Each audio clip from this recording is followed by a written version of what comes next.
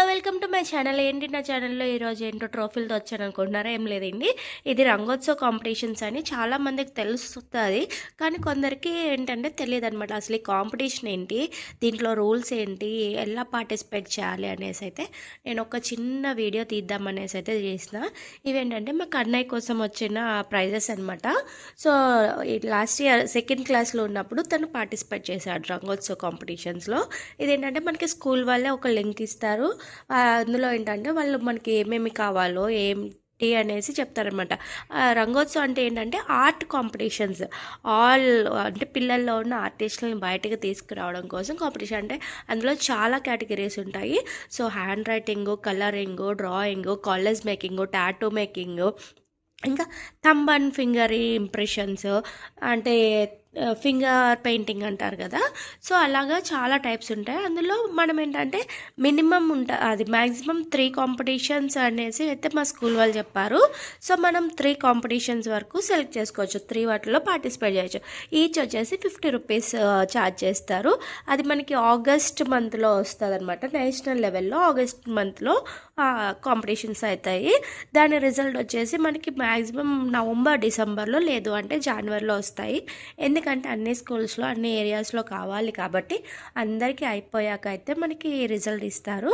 So result వచ్చినప్పుడు ఏంటంటే national లెవెల్లో ఎవరికైతే మెడల్స్ వస్తాయో, ఎవరైతే విన్ అవుతారో నేషనల్ లెవెల్లో ప్రైజెస్ వచ్చిన వాళ్ళకి, వాళ్ళు ఇంటర్నేషనల్ లెవెల్కి అంటే ఇంటర్నేషనల్కి ఎలిజిబుల్ అనమాట, ఇంటర్నేషనల్ లెవెల్లో పార్టిసిపేట్ చేయడానికి. సో ఫస్ట్ మా బాబు పార్టిసిపేట్ చేసినప్పుడు నేషనల్ లెవెల్లో అయితే సిల్వర్ మెడల్ వచ్చింది. ఫింగర్ అండ్ థంబ్ కాంపిటీషన్లో తను 3 కాంపిటీషన్స్కి అప్లై చేశాడు, కానీ ఒక్క దాంట్లో అయితే థంబ్ అండ్ ఫింగర్లో ఒక అవార్డు అయితే వచ్చిందనమాట. ఎక్సలెన్స్ అవార్డు, B+ గ్రేడ్ వచ్చింది, సిల్వర్ మెడల్ వచ్చింది. సో ఇది ఇచ్చి మనకి దీంతోపాటు ఒక ఫామ్ ఇస్తారు. ఇంటర్నేషనల్ లెవెల్లో పార్టిసిపేట్ చేయాలనుకుంటే ఆ ఫామ్ ఫిల్ చేయాలి. అండ్ ఈచ్ కాంపిటీషన్కి ఇంటర్నేషనల్ లెవెల్ అయితే మాత్రం 1000 రూపీస్, నేషనల్ లెవెల్ అయితే 50 రూపీస్ తోటే అయిపోతుంది. సో ఇలా వచ్చినప్పుడు ఈ 1000 రూపీస్ పే చేసి ఆ ఫామ్ ఫిల్ చేసి వాళ్ళకి ఇస్తే మనకి ఆల్మోస్ట్ ఫెబ్ ఆర్ మార్చ్లో మనకి ఇంటర్నేషనల్ లెవెల్ అది కండక్ట్ చేస్తారనమాట కాంపిటీషను. సో అది మ్యాక్సిమం అన్ని స్కూల్స్లోనే అవుతాయి, బయట అయితే ఏది కాదు. సో మనకి ఫిబ్రవరిలో అయిపోయింది కదా ఎగ్జాము. నేను అయితే స్కూల్ అయితే చేంజ్ చేశాను యాక్చువల్గా బాబుని. కానీ వాళ్ళు ఏం చేశారంటే నాకు నిన్న కాల్ చేసి మీకు బాబుకి ఇట్లాగా ప్రైజ్ వచ్చింది అని చెప్పి పాత స్కూల్ వాళ్ళు ఫోన్ చేస్తే తీసుకువెళ్ళాను. వాళ్ళు నాకు ఇచ్చినవి ఏంటంటే బాబుని కూడా తీసుకెళ్ళా, ఒక సర్టిఫికేట్ ఇచ్చారు, ఇంటర్నేషనల్ లెవెల్లోది సర్టిఫికేటు. చూసారు కదా, దీనికి లామినేట్ చేసినట్టున్నారు కానీ ఓపెన్ది ఇలా ఓపెన్లో ఉంది. సర్టిఫికేట్ ఆఫ్ అచీవ్మెంట్ అనేసి ఇచ్చారు. అండ్ ఒక ట్రోఫీ వచ్చింది. ఏంటంటే దీనికి 4th ప్లేస్ వచ్చింది అనమాట. ఫింగర్ అండ్ థంబ్లో 4th place, Jamini Roy award.